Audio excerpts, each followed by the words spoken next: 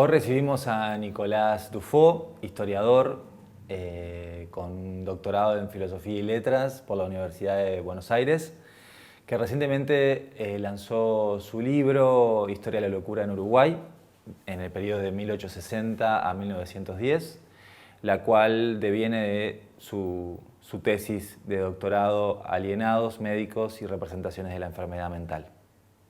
Sí, lo que me llevó a la investigación, yo estaba haciendo mi tesis de maestría en Facultad de Humanidades, que fue una tesis de maestría sobre un grupo, una banda, como se llamaba en la época, de delincuentes rurales que supuestamente asolaron Cerro Largo en el año 1882. Y a mí me interesaba particularmente uno de esos personajes, uno de los integrantes de esa banda, que era un personaje real, pero que se convirtió rápidamente en un personaje de ficción, porque los diarios y los folletines y la literatura de la época ficcionalizó su biografía. Y a partir de ahí estuve buscando mucho tiempo el expediente judicial y encontraba expedientes judiciales de otros integrantes de la banda y del no. Iba buscando, fracasé rotundamente. Cuando no lo encontraba, ya me di por vencido. Trabajé durante mucho tiempo con muchos otros expedientes judiciales, pero el caso de Alejandro Rodríguez, que era el que a mí más me interesaba, no aparecía. El archivo judicial es un lugar muy difícil para trabajar porque hay que conocer muy bien como las dinámicas de funcionamiento del archivo, pero también de la justicia de la época. Es un archivo que carece de inventario, entonces uno va tanteando a ciegas.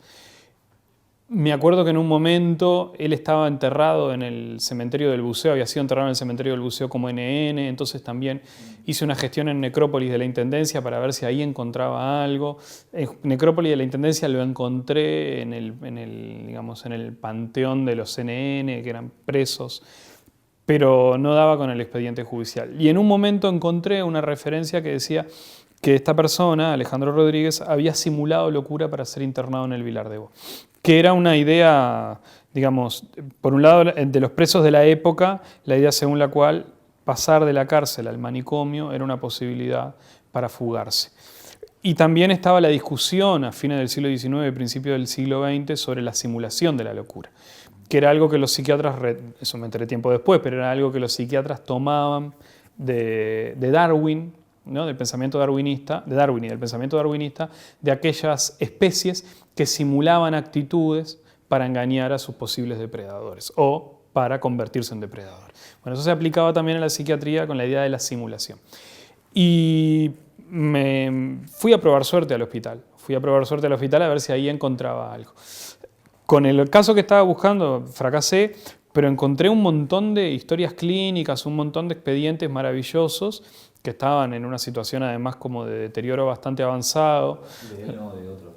De él no lo encontré de otros que estaban en una situación de deterioro, de historias clínicas, libros de pacientes que estaban en una situación de deterioro bastante avanzado. En paralelo, una estudiante de facultad, Magela Fein, estaba y sigue trabajando, acondicionando esa papelería. Bueno, yo trabajé en el año 2011, estoy hablando, 2010, 2011, trabajé, que fue medio como cuando Magela también, nosotros no nos conocíamos, nos conocimos después, pero también Magela desembarcó en el hospital a trabajar, por suerte se ha quedado, y ahí dije, bueno, me puse a pensar que con eso tenía que hacer algo. Yo estaba terminando la maestría y estaba por empezar el doctorado, y lo primero que hice fue presentar un proyecto de los llamados proyectos de iniciación a la investigación de la Comisión Sectorial de Investigación Científica de la Universidad de la República y me financiaron a 2 años. Entonces, durante 2 años estuve viendo esas historias clínicas y otros materiales, ¿no? Pero estuve trabajando pensando que podía ser algo vinculado a la psiquiatría y el delito. Ese fue como el punto de partida. Después me anoté en el doctorado, y con un anteproyecto, pero sin un tema, o sea, sí con un tema, pero con un anteproyecto al cual había que darle forma, había que armar un plan de trabajo. Y hablando con los 2 tutores que tuve, que un tutor era de Argentina, Ernesto Boslaski, y tuve una tutora uruguaya, Vania Marcarián, lo que se me ocurrió fue, bueno, tratar de hacer una historia de la psiquiatría en el Uruguay, pero no más cercana al presente, sino desde los primeras ideas en torno a lo que hoy llamamos enfermedades psiquiátricas, hasta la secularización de los servicios hospitalarios, o sea, hasta la Ley de la Asistencia Pública Nacional, que es en 1910, porque yo trabajé para la tesis y sigo trabajando sobre todo siglo XIX, entonces tampoco me quería ir del periodo cronológico que es el que a mí más me interesa. Y así fue como surgió la tesis, el proyecto de tesis de doctorado, que comenzaba en 1790 con la fundación del Hospital de la Caridad y la aparición de las primeras llamadas en ese entonces loquerías, ¿no? Donde recluían a los enfermos psiquiátricos. Después avanzaba hacia 1860 con la creación del asilo de alienados en la sucesión de la quinta de la familia Vilar de Bo, y 1880 la creación del Manicomio Nacional, y no me metía con lo que hoy conocemos como Hospital Vilar de Bo. Es decir, yo terminé la investigación y por ende la tesis en la creación de la colonia de alienados en Santa Lucía y del pasaje del Manicomio Nacional y su conversión luego de la secularización y la laicización de los espacios hospitalarios en Hospital Vilar de Bo. Esa fue. Y entonces, yo no me siento, ni quiero ser historiador de la medicina, y ahí tenía un problema, porque a mí me parece que tampoco soy historiador de la ciencia, había que tener como mucha pericia y mucho conocimiento también de las enfermedades, de los procesos, de la formación. Y a mí me parece o me interesa no solo estudiar, digamos, las especialidades cerradas en sí mismas, ¿no? Una cuestión como de conocimiento de la especificidad, de la formación de un campo, sino que a mí me interesa ver cómo esas especialidades, en este caso la psiquiatría, repercutió en la sociedad, pero también cómo la sociedad repercutió en la especialidad. Entonces, tenía muy pocos antecedentes historiográficos para trabajar eso, historias elaboradas, escritas por médicos psiquiatras también, y después el gran antecedente que era Barrán, ¿no? Es decir, en Medicina y Sociedad en el Uruguay del 900, que es un libro, digamos, que uno puede discrepar o puede estar de acuerdo, pero nunca no puede consultarlo, ¿no? Siempre hay que consultarlo. Y entonces, mi interés prioritario no era la formación de los especialistas en psiquiatría, sino ver cómo esa especialidad había influido en la sociedad. Estudiar por un lado, entonces, el asilo de dementes, el Manicomio Nacional, como espacios de control social, ¿no? Están pensados no solo para curar, y hay una pretensión legítima de hacer ciencia, pero también de qué modo intenta, digamos, generar mecanismos de control social, y después ver ya el vínculo de los médicos, no tanto con las enfermedades, con las distintas psicopatologías, aunque no se llamaran así en esa época, sino más bien con la sociedad, ¿no? Cómo van preocupándose por distintas causas sociales de la enfermedad, cómo se preocupaban por distintas situaciones sociales que entendían generaban enfermedades psiquiátricas o generaban locura. Y en un tercer nivel, ¿no? Es decir, bueno, la institucionalización, la formación del campo médico, esa preocupación por las causas sociales, y en un tercer nivel, que es en el fondo el núcleo, lo que a mí más me interesaba es ver cómo esas ideas circulaban en la sociedad, ¿no? Porque cualquier campo científico es un campo de especialistas. Cómo nosotros hoy más o menos podemos entender, o por lo menos yo, mínimamente, qué habría dentro de un agujero negro, o cómo funcionan las ondas gravitacionales. Bueno, gracias a divulgadores o gracias a la divulgación científica. Bueno, estos médicos que se empiezan a especializar en psiquiatría, pero en otras especialidades también, son grandes divulgadores de nociones científicas, ¿no? Van construyendo saberes científicos que son saberes científicos populares y que la población recoge, recepciona, va incorporando en distintas situaciones cotidianas o en distintas situaciones más vinculadas a la relación que van entablando con la enfermedad. Entonces, esa era la preocupación central. Pero para llegar a ese núcleo, ¿no? Para estudiar, bueno, cómo se vincula la psiquiatría con lo que hoy llamamos homosexualidad, pero que a fines del siglo XIX, principios del siglo XX se llamaba inversión, tenía que conocer a los médicos. tenía que conocer en qué instituciones trabajaban, tenía que conocer cómo se formó la Facultad de Medicina y de qué manera finalmente a principios del siglo XX se crea una cátedra de psiquiatría, ¿no? Tenía que conocer cuáles eran las corrientes científicas imperantes, no solo dentro del campo de la psiquiatría, sino dentro de otras especialidades, ¿no? Es más, muchos de estos médicos, hasta entrado el siglo XX, no se reconocen como psiquiatras, ¿no? Son una especie de polígrafos, de hombres en distintos campos de la medicina, ¿no? A ver, el padre de la psiquiatría uruguaya, que es Bernardo Etchepare, no es psiquiatra, ¿no? Es decir, él se forma como cirujano. Joaquín de Salterain, que uno podría decir, bueno, oficia como psiquiatra, es lo que hoy llamaríamos un oculista. Morchio es un pediatra, Augusto Turene es un ginecólogo, digamos, con nuestros términos actuales. Sin embargo, bueno, esos hombres van teniendo una preocupación por las enfermedades psiquiátricas, o por lo que hoy llamamos enfermedades psiquiátricas. Y así van formando ese campo que no surge con características definidas, no surge con características definidas, pero porque tampoco surge como una reproducción de las ideas imperantes. No es que Charcot o que algún médico destacado tira una idea y rápidamente se aplica en el Uruguay, sino que van como tratando de aplicar algunas de esas ideas al plano local.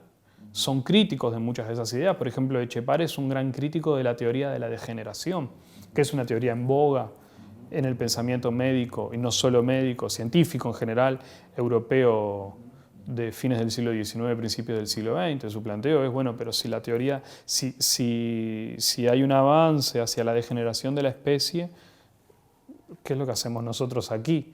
Es decir, si es inevitable la degeneración, ¿cuál es el rol del médico? Bueno, el rol del médico es evitar la degeneración. Para evitar la degeneración hay que llevar adelante determinadas acciones. Como en cualquier disciplina, lo primero que hay que hacer es revisar los antecedentes, es decir, quiénes han trabajado esto. Y mis dos grandes vertientes o patas antes de empezar era, por un lado, la historia de la medicina escrita por médicos y, por otro lado, Medicina y Sociedad en el Uruguay del 900 de Barrán. Y luego, la obra de Foucault. Claramente, no solo Historia de la locura en la época clásica, que es como, bueno, la obra en la cual Foucault, un joven Foucault, digamos, comienza a sobresalir como, bueno, alguien destacado dentro de las ciencias sociales francesas, aunque muy marginado entre los historiadores, muy despreciado incluso por los historiadores de la época.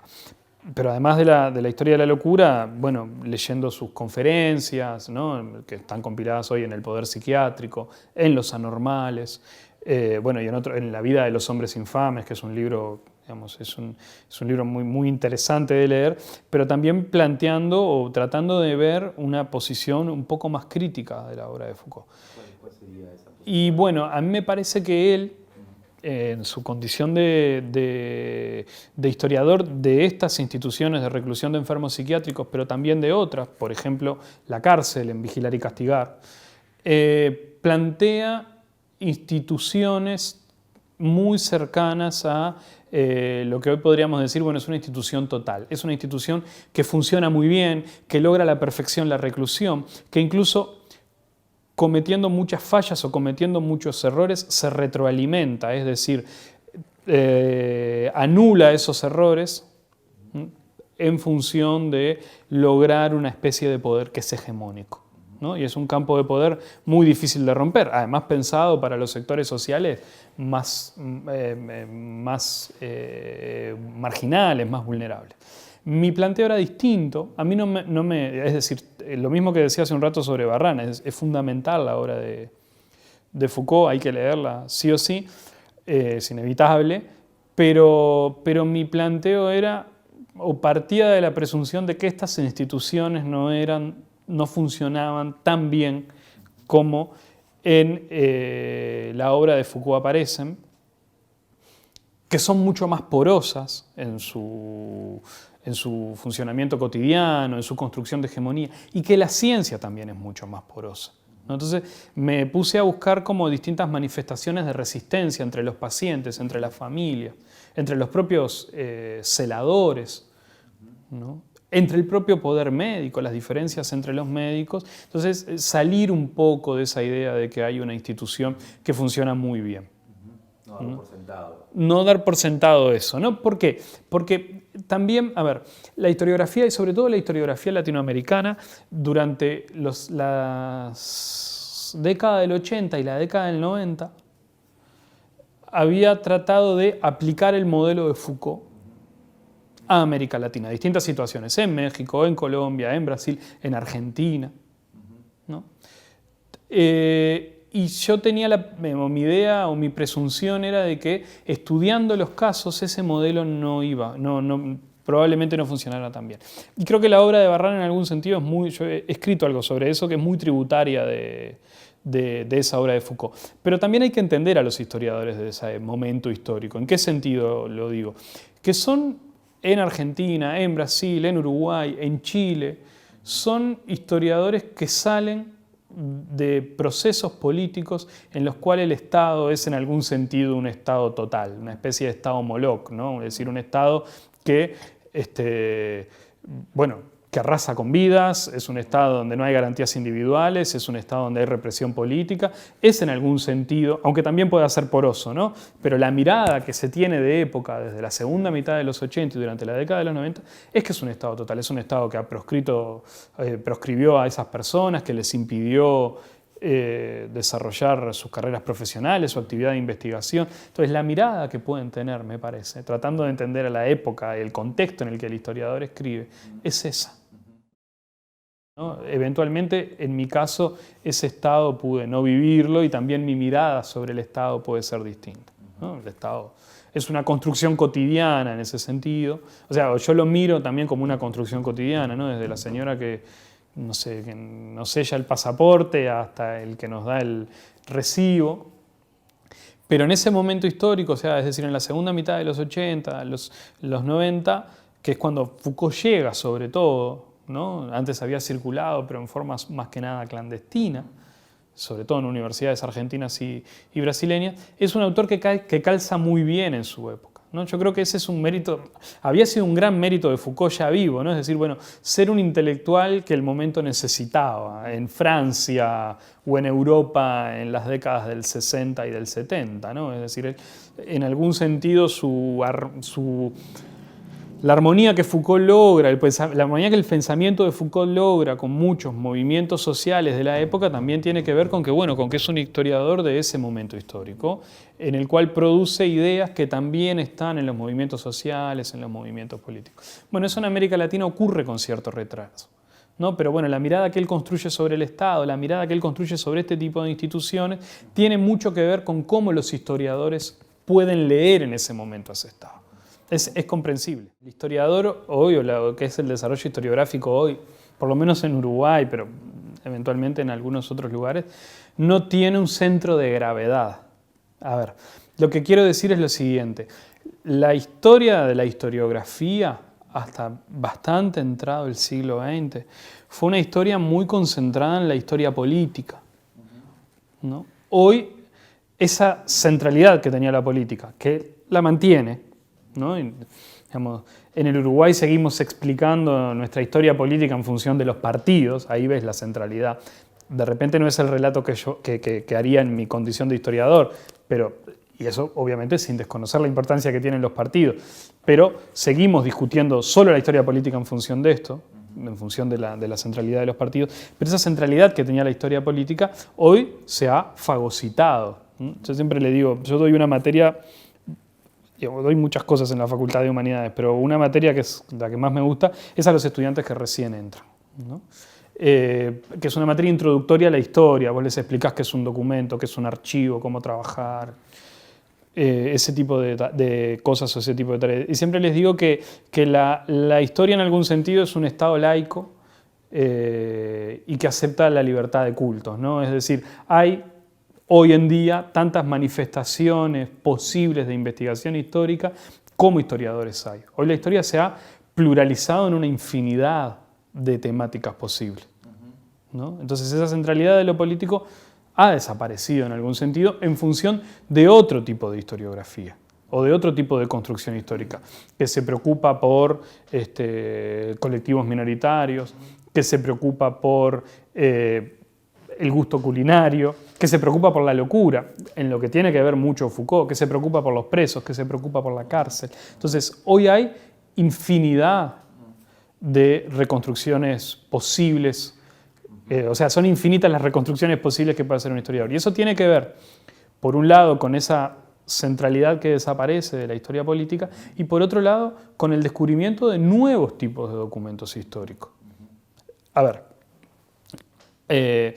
¿por qué es muy, lo digo en el buen sentido del término, transgresora la obra de Barrán también en Uruguay? Bueno, hoy no podríamos entender la historiografía uruguaya sin el Barrán de la segunda mitad de la década del 80 hasta, si se quiere, nuestros días, porque incorporó un conjunto de temáticas que hasta entonces en algún sentido eran inusitadas. Y eso permitió que hoy en día alguien como yo pueda hacer una reconstrucción, pero sobre la base de lo que él ya había hecho. Eso por un lado. Y por otro lado han aparecido, los historiadores hoy interpretamos otro tipo de documentos. Ya no es el trabajo del historiador solo en el archivo, con los documentos en el archivo, ¿no? Que es un archivo además que toda política de archivo es una política de memoria. Bueno, ¿qué se conserva en los archivos nacionales, por ejemplo? Que son muy importantes, o en los museos nacionales, que también son muy importantes.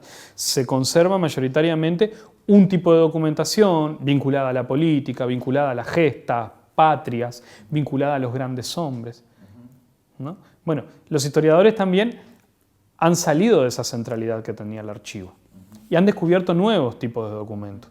Entonces, hace 30 o 40 años, o menos tal vez, era impensado que un historiador recorriera juzgados buscando documentos u hospitales buscando documentos para hacer su tarea de investigación. Entonces, por un lado hay nuevas preocupaciones y por otro lado hay una ampliación de la idea de qué es una fuente para la investigación histórica o qué es un documento histórico, ¿no? Hoy en día los historiadores somos como los cuervos, esos que picotean donde se puede, que comen lo que se puede. Bueno, hay un poco de eso también, ¿no? Es decir, hay algo muy vinculado a otro tipo de temas y a otro tipo de preocupaciones. Y en tercer lugar también, digamos, los historiadores, si bien tenemos que tener una tendencia a ser lo más objetivos posibles, ¿no? a alcanzar, ¿no? el ideal de la objetividad, aunque sea un ideal, no la verdad histórica, porque la verdad histórica es algo discutible, ¿no? Si existiera una verdad histórica, yo no estaría acá, ustedes no me estarían entrevistando, no tendría sentido que yo estuviera acá, ¿no? Pero por algo los historiadores siguen discutiendo por qué cayó el Imperio Romano, ¿no? Por qué empezó la Segunda Guerra Mundial, por qué terminó y así, ¿no? Es decir, bueno, hay innumerables reconstrucciones posibles de ese pasado o de los acontecimientos pasados. A mí me puede gustar más una, me puede gustar menos una y así, ¿no? Pero sé que conviven muchas reconstrucciones posibles, ¿no? Entonces, también creo que los historiadores, las historiadoras son hombres y mujeres de su tiempo que aspiran a la objetividad, pero que también están muy condicionados por cómo se van viviendo y cómo ellos van viviendo las circunstancias históricas.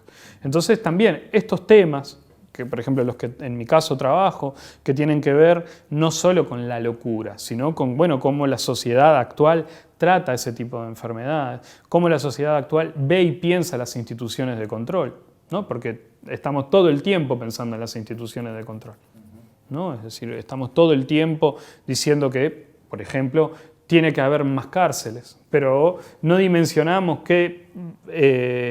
o no vemos la dimensión histórica que puede tener eso, ¿no? Hay algo que creo, puedo estar equivocado, no sé, capaz que estoy siendo un poco apresurado en el comentario, pero creo que todos los abogados de este país leyeron por lo menos alguna parte de Vigilar y Castigar, ¿no? Es decir, leyeron un texto clásico que demuestra que, entre otras cosas, que la cárcel no funciona, que la cárcel moderna no funciona. Sin embargo, seguimos teniendo cárceles cada vez más llenas de presos, más hacinadas, ¿no? Más digamos, con un índice de prisionización que es uno de los más altos de América Latina. Cuando me empecé a meter en el tema, tenía dos dimensiones. Una era la dimensión que yo quedé, esto lo digo realmente, ¿no? Digamos, haciendo una especie de etnografía, más en el sentido más antropológico del término de mi trabajo, quedé muy fascinado con la posibilidad de hacer archivo ahí, ¿no? Diría, si a mí me preguntaras, bueno, a vos, ¿qué te definió más para trabajar este tema? ¿El tema en sí o la posibilidad del archivo? Y diría muy seguro la posibilidad del archivo, ¿no? Es decir, de estar haciendo archivo en un lugar no tradicional, de ir a molestar, si se quiere, ¿no? Es decir, en un lugar que está pensado, construido para una lógica de funcionamiento que no es la que aparezca un historiador en un momento. Y con esto no me estoy dando aires de vanguardia, ¿no? Es decir, simplemente estoy contando cómo fue mi experiencia. Pensar eso, ¿no? Pensar, bueno, pero este archivo en algún momento puede estar a disposición, pueden venir otras personas a consultarlo. Es un archivo casi inexplorado, ¿no? Entonces, eso es uno de los impactos que esperaba y estaba muy encandilado con esa posibilidad, tal vez demasiado, ¿no? Es decir, bueno, pensar en la lógica de cómo trabajamos los historiadores y pensar en eso, en salir también de la comodidad. Yo podría haber hecho una tesis de doctorado o una investigación mirando prensa o yendo al Archivo General de la Nación, donde en realidad dejo la mochila en el locker, doy la cédula y pido a un funcionario o a una funcionaria que me dé lo que necesito. ¿Qué fue lo de estar ahí? Eso de estar ahí me resultaba como muy interesante. ¿Pero qué fue lo que dirías que de estar ahí te resultó más interesante? Bueno, por un lado, los documentos, ¿no? Por otro lado, el hecho de pensar cómo tenía que ir desarrollando lógicas de trabajo para un archivo no tradicional, ¿no? A ver, ¿en qué sentido? Si voy al Archivo General de la Nación, yo ya sé cómo tengo que citar el documento porque el documento tiene una diagnosis documental que no hice yo, que hizo uno de los archivólogos del archivo, ¿no? Ya tiene una ubicación en una caja. Acá tenía que estar todo el tiempo pensando cómo lo iba a citar, cómo lo iba a utilizar, de qué manera, cómo iba también a tener que desarrollar estrategias para que con la historia clínica, que en sí es una cosa como muy limitada, iba a tener que salir a otros lugares a buscar información. No, por eso hablo como de esa especie de registro etnográfico, ¿no? De tener que ir a un lado, a otro, ver cómo vas armando una reconstrucción o incluso la biografía de una persona en función de múltiples elementos. Eso a mí me interesaba mucho. Y después tenía la dimensión de que estaba haciendo archivo en el mismo lugar sobre el cual estaba trabajando, que además funciona no diría del mismo modo, porque no, pero sí funciona o tiene el mismo objetivo que hacía 100 años atrás o más años atrás, ¿no? Eso me resultaba muy interesante. Entonces también no era solo que miraba los documentos, iba y trataba de hablar con los funcionarios, o iba conociendo médicos y les iba preguntando, o iba a buscar a los médicos para pedirle ayuda, ¿no? Médicos que son mis familiares, o médicos que fui conociendo en la investigación, o médicos que conocí a través de otros y les iba preguntando, les iba pidiendo ayuda, les preguntaba cómo trabajaban, ¿no? Esas dinámicas a mí me resultaron muy interesantes. Eso por un lado, ¿no? Es decir, bueno, el impacto podía estar ahí, en que hoy algún estudiante dijera, bueno, no, este tema o no me gusta cómo lo trabaja Dufaux, o a mí me interesa ir a ver ese archivo del que Dufaux habla, o esos expedientes sobre los que Dufaux habla. Eso por un lado. Y después, otra dimensión del impacto era, bueno, pensar cómo la sociedad uruguaya actual sigue teniendo una relación, por un lado, con las lógicas manicomiales, que, digamos, se sigue pensando también, como decía hace un rato, sobre la cárcel, también, bueno, ¿dónde tiene que estar el loco? El loco tiene que estar en el manicomio, ¿no? Y a veces no vemos la dimensión histórica de la existencia. Es decir, nosotros, creo que lo puse en el libro, pasamos cotidianamente, hacemos los chistes sobre Millán 2515, etc., pero en realidad detrás de eso siempre hay una historia que a mí me interesaba contar, ¿no? Por un lado, en relación a la lógica manicomial, y por otro lado también en cómo una sociedad trata a sus enfermos psiquiátricos. Bueno, en este momento histórico en ese momento histórico que trabajé, hay una enorme dificultad para elaborar una nosografía psiquiátrica. Y hay distintas maneras de conceptualizar. La idea de la locura un poco busca provocar, un poco es un término de época, yo lo aclaro, ¿no? Es decir, pensando en que, bueno, que la locura encierra todo eso, pero no solo encierra lo que hoy llamamos trastornos, o no solo encierra las psicopatologías, sino que también la idea de la locura encierra comportamientos, conductas, ¿no? Va más allá de una situación psicopatológica puntual o de una enfermedad específica que existe, ¿no? Es decir, la idea de la locura también encierra una construcción que hacen los médicos sobre que los jóvenes se masturben. Bueno, ¿no? La masturbación conduce en forma indefectible a la locura, se plantea. Sin embargo, ahí volvemos a Foucault, ¿no? Es decir, los jóvenes se dejaron de masturbar o dejaron de concurrir a los prostíbulos del Bajo Montevideano o incluso, digamos, en las clases altas dejaron de violar a las sirvientas o dejaron de violar a las empleadas, ¿no? Bueno, ahí vemos cómo esa idea de la hegemonía, pese al discurso permanente en relación a ese punto, no evitó, digamos, que los jóvenes siguieran llevando adelante sus prácticas, o los adultos, ¿no? Digamos, no se dejó ni de consumir alcohol, ni se dejó de tener prácticas sexuales que en la época eran consideradas invertidas. Como la hipótesis represiva esta que... Claro, ¿no? O no dejó de haber anarquistas, o no dejó de haber comunistas, o no dejó de haber violencia como una alternativa política posible, ¿no? Sin embargo, los médicos de este periodo sostenían que esos distintos comportamientos podían conducir a la locura.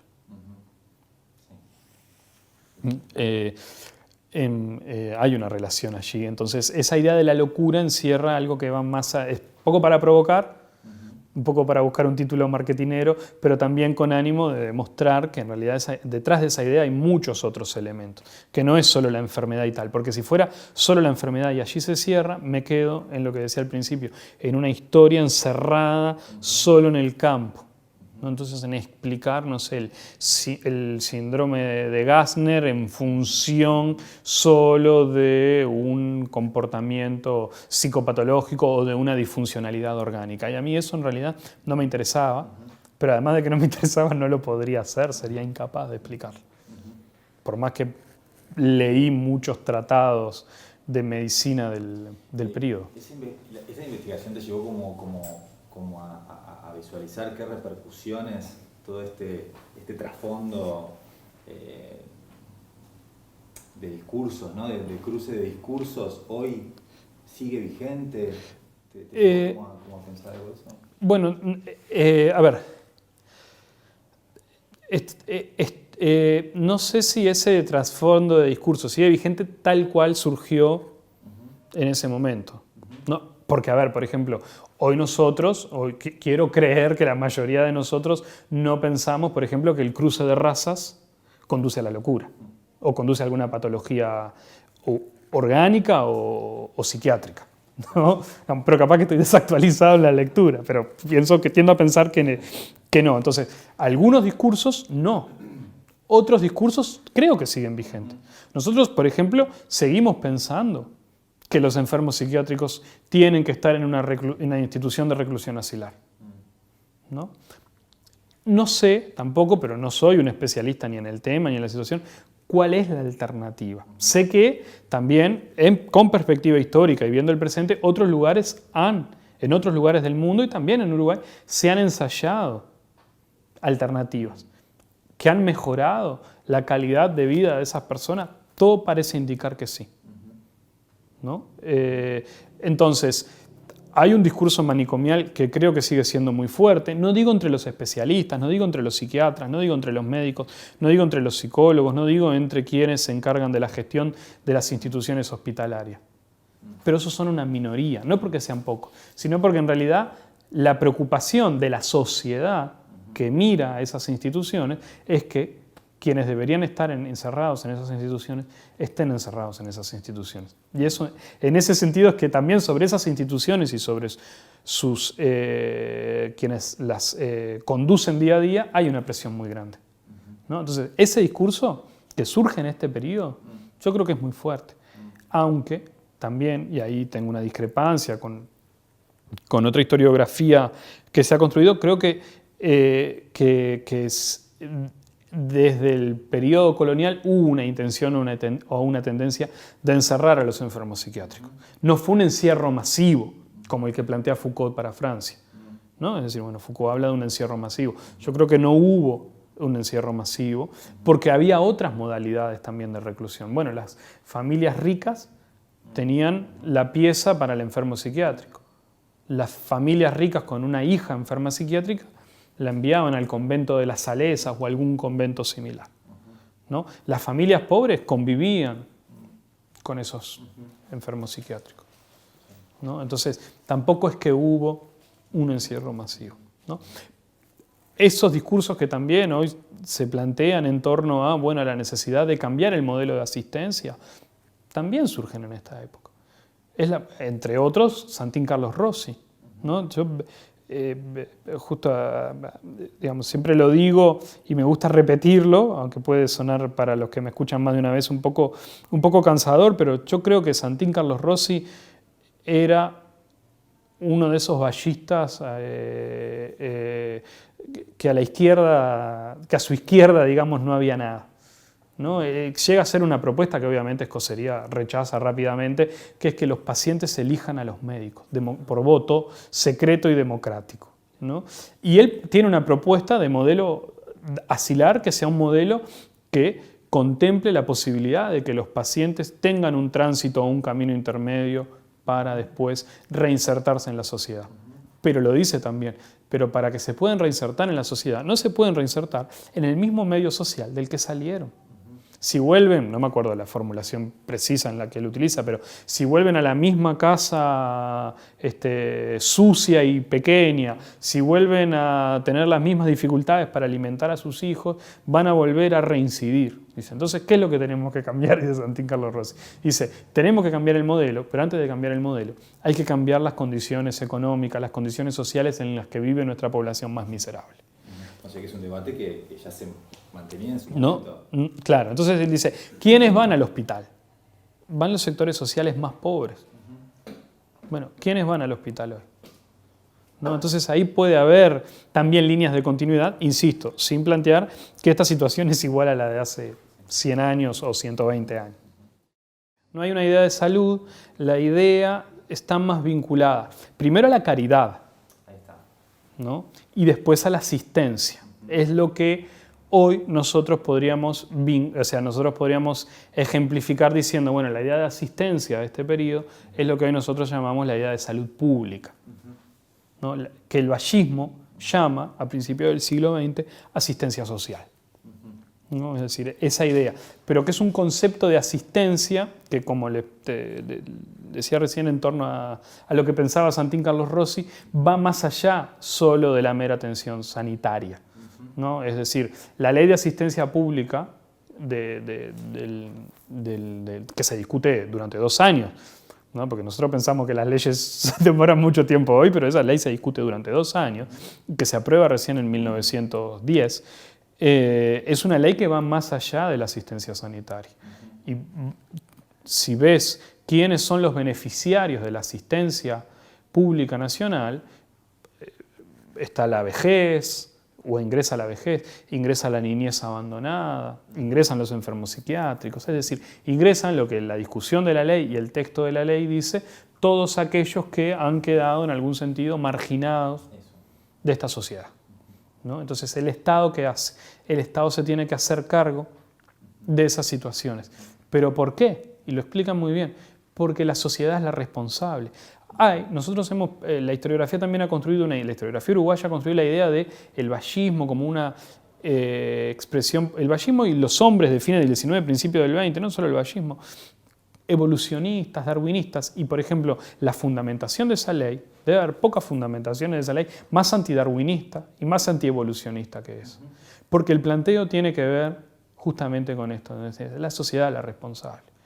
Si la sociedad es la responsable, la sociedad se tiene que hacer cargo, ¿no? También tiene una mirada muy vinculada a esa ley, ¿no? Muy vinculada también a la seguridad. Bueno, no podemos, lo que hoy llamamos seguridad, no podemos tener a esas personas desamparadas, pero conviviendo con el resto de la población, porque no sabemos en qué puede derivar. no solo por esas personas, no sé, un psicópata que puede matar a otro, pero también lo que la sociedad le hace a esas personas, ¿no? Bueno, distintas situaciones.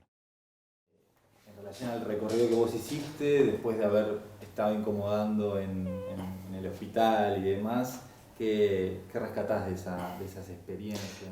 Bueno, para mí la experiencia fue maravillosa, fue muy dolorosa también, ¿no? Hace poco cuando volví a ir al hospital, que para mí era una manera de regresar, digamos, a donde todo había nacido, les planteaba, y bueno, y ahí había médicos, había pacientes, había enfermeros y enfermeras, funcionarios del hospital, les decía que para mí había sido un proceso en algún sentido muy doloroso, por esto que, a ver, doloroso a ver, en el sentido de, bueno, uno tiende que tener a la objetividad, me paso diciéndole a los estudiantes, uno ve las fuentes y tiene que ser neutral, analizarla en función de la reconstrucción de un contexto, pero cuando leía en el hospital, en el archivo judicial o en otros documentos de época, por vez número 15, 20, 30, o en la revista médica, ¿no?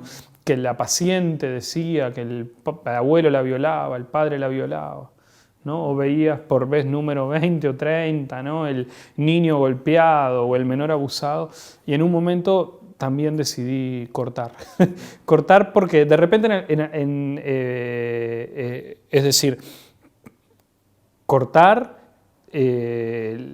dentro del campo de estudiar este tipo de temas también porque me estaba afectando desde el punto de vista emocional, ¿no? Eso, por un lado, para mí fue muy removedor regresar al hospital, por eso también, ¿no? Porque, bueno, por plantear que estaba volviendo al lugar donde todo había empezado, pero también donde lo que yo había querido como cortar en algún momento, bajar cortina y decir, no puedo seguir con estos temas.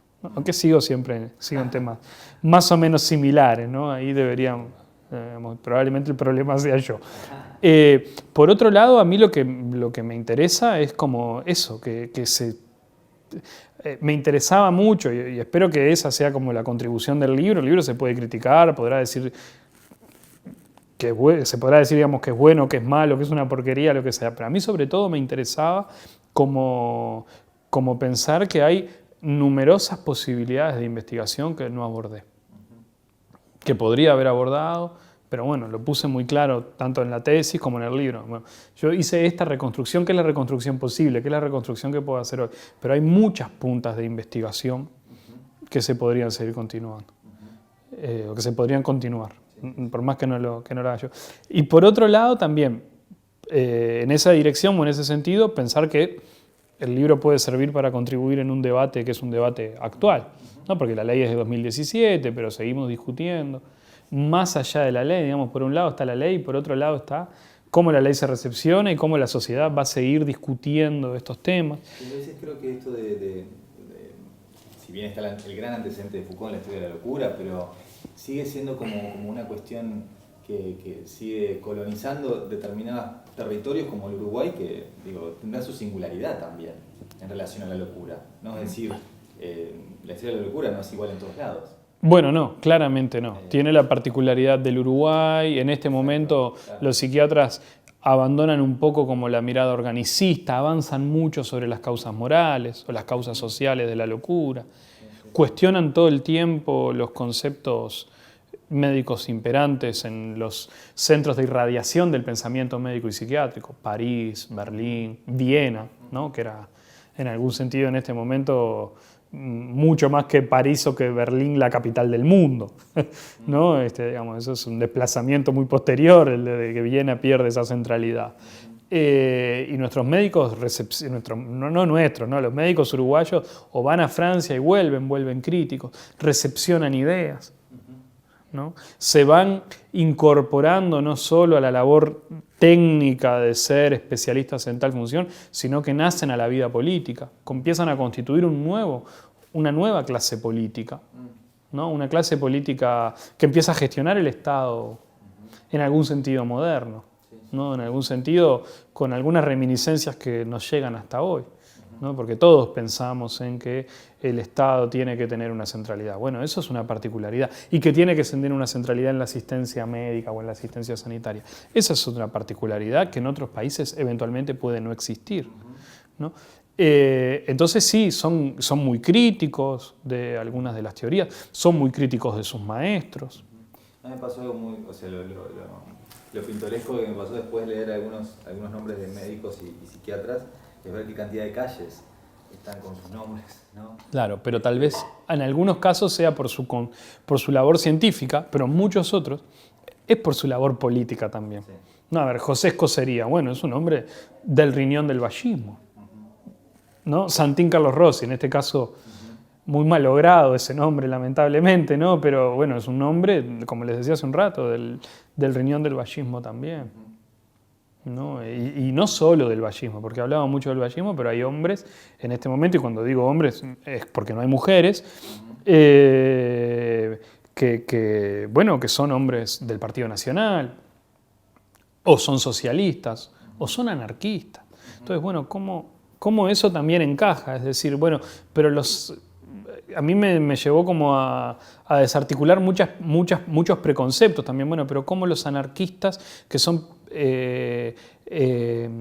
digamos, enjuiciados o psicopatologizados por los médicos y por los médicos psiquiatras también tienen también hay anarquistas entre los médicos o socialistas, ¿no? Y bueno, y esos tienen esos choques. Y es esa complejidad que uno no puede decir, bueno, no puede haber un médico anarquista. No, los anarquistas en realidad, los anarquistas militantes, anarquistas, no los médicos, ¿no? Incorporan también un montón o un grupo muy importante de conceptos que son propios de la psiquiatría. En contra del consumo de alcohol, en contra de algunas prácticas sexuales también, los socialistas lo mismo, ¿no? Después tenemos médicos que son muy conservadores en lo político o en lo social. Etchepare es un caso, ¿no? Digamos que es un gran científico, que es el padre de la psiquiatría, como les gusta llamarlo, que es un gran médico, pero que desde el punto de vista social o político tiene algunos tintes que uno podría decir, bueno, es una persona en algún sentido conservadora, ¿no? Aunque en la época eventualmente no se lo viera así. Digamos, yo tampoco lo estoy juzgando, creo que es alguien muy importante, no lo estoy juzgando, no estoy cometiendo anacronismo, creo que es alguien extremadamente o muy importante, pero sin embargo tiene esas complejidades. Pero es alguien también muy dedicado a trabajar con estos sectores marginales que van al hospital, o Francisco Soca, o Enrique Castro, digamos, podría ponerme, si me pongo a nombrar puedo estar mucho rato porque algunos nombres me los sigo acordando, pero sí, también está esa complejidad, ¿no? Y cómo, bueno, esa complejidad también se va modificando en función del tiempo, de las épocas. Que quizá de alguna manera también es la trama que atraviesa la locura, ¿no? Esa complejidad de... Claro, o sea, digamos que también se podría incorporar a ese gran paraguas que es la locura.